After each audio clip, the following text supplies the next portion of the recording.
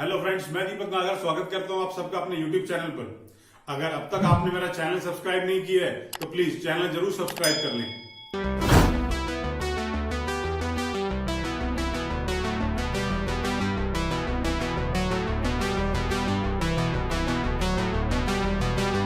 आइए question number 9 भी देखेंगे।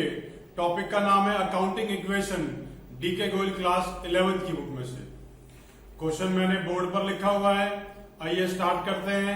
हमसे अकाउंटिंग इक्वेशन बनाने के लिए बोला गया है और साथ में बैलेंस शीट भी बनानी है। Raghu started business with cash 1,50,000। Raghu ने बिजनेस स्टार्ट किया है 1,50,000 रुपए से। तो भाई एक तो हमारा कैश बढ़ गया, तो 1,50,000 से मैंने कैश को इंक्रीज कर दिया। और दूसरी चीज, रघु की कैपिटल इंक्रीज हो जाएगी, तो भाई कैपिटल को भी 1,50,000 से इंक्रीज कर लेता हूं। 1,50,000 यहां भी प्लस कर दिए। आइए आगे देखते हैं क्या लिखा है। Bought goods for cash 80,000। 80,000 रुपए का माल नगद ले लिया है और 40,000 रुपए का उधार में लिया है। तो जो 80,000 का नगद लिया है उससे स्टॉक बढ़ा लेते हैं 80,000 से, और उतना ही अमाउंट कैश में से कम हो गया। ये कैश की ट्रांजैक्शन पूरी हो गई। अब क्रेडिट वाली देखेंगे। 40,000 रुपए से स्टॉक बढ़ गया है और 40,000 रुपए से ही मैंने यहां पर एक, जिनसे हम लोग माल उधार पर लेते हैं उन्हें अकाउंट्स में कहा जाता है क्रेडिटर, उनकी वैल्यू भी 40,000 रुपए से मैंने इंक्रीज कर दी है।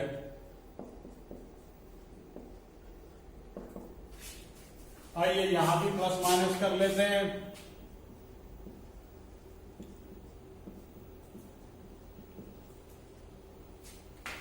Goods costing 75,000 sold at A profit of 33/1/3। Half the payment is received in cash. आइए पहले इसको समझते हैं कि भाई कैलकुलेशन हमने लगानी कैसे है। कॉस्टिंग कितनी है 75,000, इसमें प्रॉफिट कितना है, प्रॉफिट ये जो 33/1/3 लिखा है इसका मतलब होता है 1/3। तो 75,000 का 1/3 निकाल लिया, ये वैल्यू आ गई 25,000 रुपए। टोटल हो गया जी 1,00,000 रुपए। ये टोटल क्या हो गया, ये टोटल हो गया सेल वैल्यू। अब जो ये टोटल की मेरी सेल वैल्यू हो गई है, ठीक है जी, इसमें से आधी पेमेंट वो बोलता है कैश में आ गई, तो आधी तो मैं कैश में प्लस कर लूंगा और जो बची हुई रह जाएगी मैं उन्हें डेटर में प्लस कर लूंगा। तो आधी कितनी हो गई 50,000 कैश में, 50,000 डेटर में, ये वाला अमाउंट कैपिटल में एज प्रॉफिट, और इसे स्टॉक में से लेस कर दूंगा।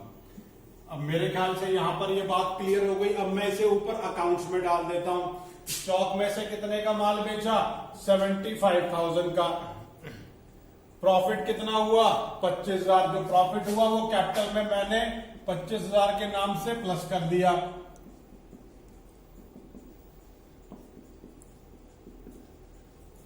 और अब टोटल वैल्यू है 1,00,000, जिसमें से 50,000 कैश में आ गए और 50,000 जो है वो उधार में है। मतलब उधार जिन्हें हम देते हैं, माल उधार बेचते हैं, उनको टेक्निकली कहा जाता है, उन्हें अकाउंट्स की लैंग्वेज में कहा जाता है डेटर। तो डेटर की लिस्ट में मैंने 50,000 रुपए ऐड कर दिए और 50,000 रुपए मैंने यहां पर कैश में भी प्लस कर दिए। टोटल वैल्यू हो गई 1,20,000 प्लस 45,000 प्लस 50,000। इस तरीके से मैंने ये अकाउंटिंग इक्वेशन कर ली है। अब मैं ये जो वर्किंग यहां बनाई थी सिर्फ समझाने के लिए बनाई थी, इसे मिटा देता हूं।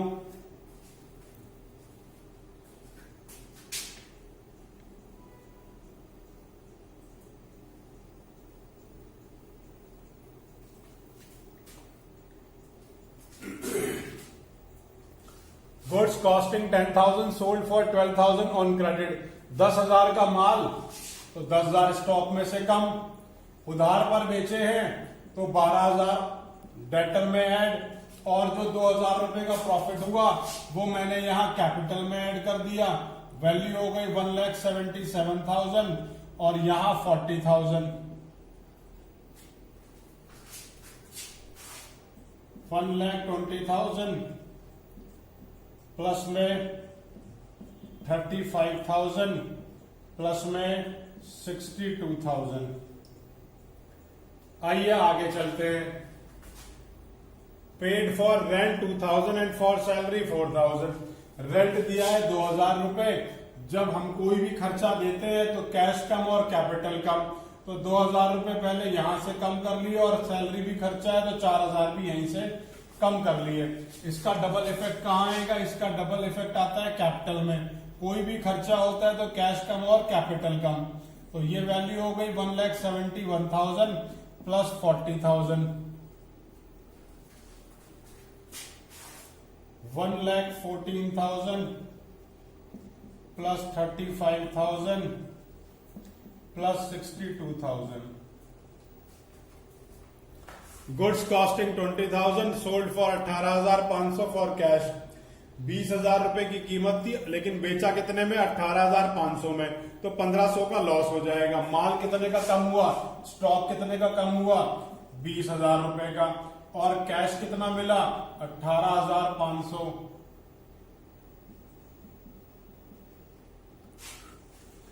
और 1,500 रुपए क्या हो गए? 1,500 रुपए यहां आ गए कैपिटल में। वैल्यू हो गई 1,72,500। सॉरी, ये तो लेस होगा भाई, लॉस है।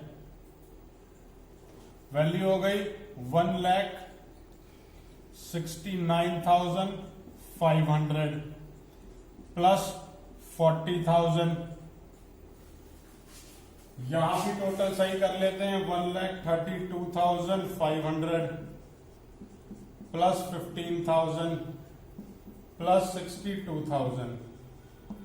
और फाइनली इसी तरीके से हमें एक क्वेश्चन करके दिखाना है। इस क्वेश्चन में हमसे बैलेंस शीट भी मांगी है। अब क्योंकि बैलेंस शीट भी मांगी है तो बैलेंस शीट का फॉर्मेट ड्रॉ कर लेते हैं और उसे भी ड्रॉ कर लेंगे।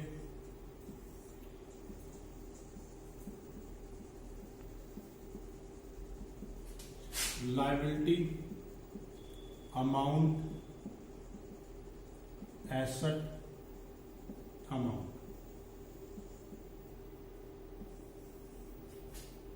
यहां देखेंगे एसेट साइड में क्या क्या है। कैश है, स्टॉक है, डेटर है। इन्हीं को मैं जो है एसेट में लिख देता हूं।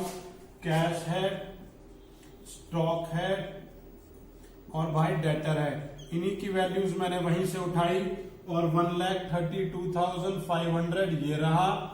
स्टॉक की वैल्यू 15,000 स्टॉक में से देख के लिख दी। डेटर 62,000 यहां लिख दिए। अब हम लायबिलिटी को कॉपी कर लेते हैं। देखिए लायबिलिटी साइड में क्या है? कैपिटल है और क्रेडिटर है और ये इनकी वैल्यूज दे रखी हैं। तो कैपिटल लिख दिया मैंने 1,69,500 और क्रेडिटर भी लिख दिए 40,000 के।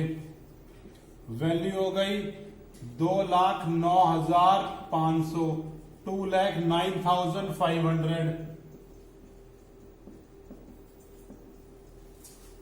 और फाइनली इसी तरीके से हमें अकाउंटिंग इक्वेशन और बैलेंस शीट बनानी है। अगर आपको कोई भी प्रॉब्लम है तो नीचे कमेंट बॉक्स में मुझे कमेंट कर सकते हैं।